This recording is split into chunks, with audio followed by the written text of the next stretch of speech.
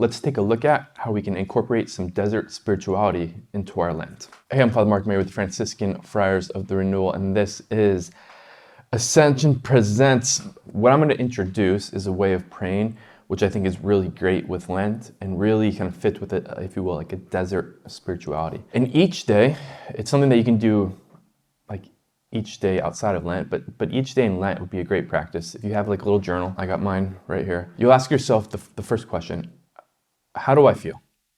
We take a moment to just recognize, I feel really happy, really joyful, really peaceful. I feel really anxious. I feel really stressed. I feel really fragmented. Okay, and then it's why. My team just won the Super Bowl. Oh, that's why I feel good. Okay. If it's a negative thing, like, okay, because I'm in school and I have all of these different assignments and schoolwork, and I'm just running from one thing to another, and I have chapter, and I have this, and I have that. Okay, great. So that's the first level of why. And then the second level of why is like the sort of the motivation. What we're really going to be looking at those areas of like kind of like hurt or fear, questions of identity. Okay, so like why are you doing all this sort of stuff? Well, I'm doing all this sort of stuff because this is blah, blah, blah, whatever. And we want to get to this point where it's like, okay, I'm doing all of this sort of stuff because I'm afraid to be still. Or I'm doing all this sort of stuff because like, this is what I think I have to do to show the world I am somebody, or make my parents proud, or I'm pretty sad. Okay, why? Well, I had a difficult exchange with my son or daughter.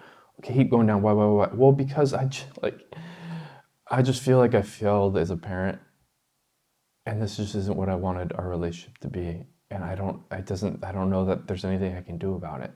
Okay, so get to this deep place of why, the hurt, the fear, the question of identity, and then bring that to the Lord. A version of it could be done in like 3 to 5 minutes. A version of it can be an ongoing conversation that happens, an hour a day or constantly. And it's just, okay, what is the emotion I'm feeling? Why? And then the deeper why. And again, there's like a lot of levels of how deep we want to go here. And you find this deeper why. And then that is what you bring to the Lord. And the reason I say that this is desert spirituality is because, like we have our guides in initial formation. One of the things we do with CORE out of Wyoming Catholic College is we go to the desert in Utah for about, it's like 21, 22 days, and you're just out there.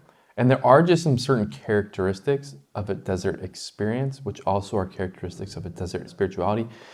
And one of them is just, like you're vulnerable, and there's no place to hide, right? You're vulnerable to those you're with, and there's kind of like there's no these distractions. There's just no place to hide from yourself and from sort of the world and nature. And this is part of the desert journey. This is part of why God has always led people into the desert. This is why God led Israel through the desert, is take them from a place of hiding, right? And as we know, Adam and Eve after the fall wanted to hide. Take them out of this place of hiding to being seen.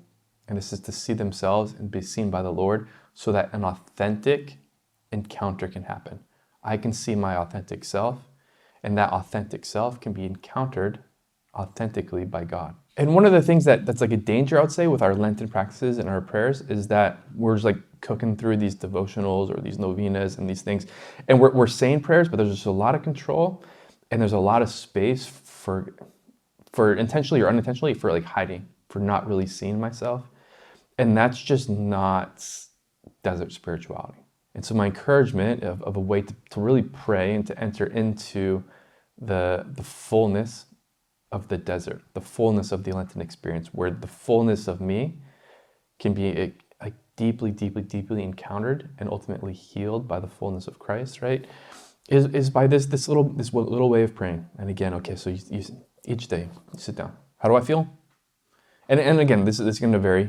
How do I feel? I feel this. Okay, now why? Okay, well, actually, I opened up and had this email, and it kind of made me anxious because there's a lot of conflict there. What do you think's at stake? Like, what do you think's at stake? Keep going deeper. Okay, and then bring this to the Lord. Lord, I'm afraid of disappointing my parents. I'm afraid of conflict because I just never had it modeled well, and it feels like every time there's conflict, all of my relationships are going to go out the window, and I just don't want to be alone. I don't want to be rejected. Lord, speak your truth here. or Lord, I screwed this up and it feels like there's nothing I can do about it. Like, I'm so discouraged and tempted to despair in this relationship. Lord, come and speak. Give me your hope, right? Speak your truth into it. And again, just to really look at ourselves, to really be seen by the Lord there, that's going to bring a lot of healing, a lot of freedom, and that's part of what we're trying to do this Lent. So hopefully this is helpful. Thank you all for being with me and including me in part of your Lenten journey. Remember, we are pilgrims on this earth. Somos peregrinos, poco a poco, little by little. Vamos a llegar. We're going to make it. God bless you all. Let's look out. Let us, I haven't said too many words. Okay.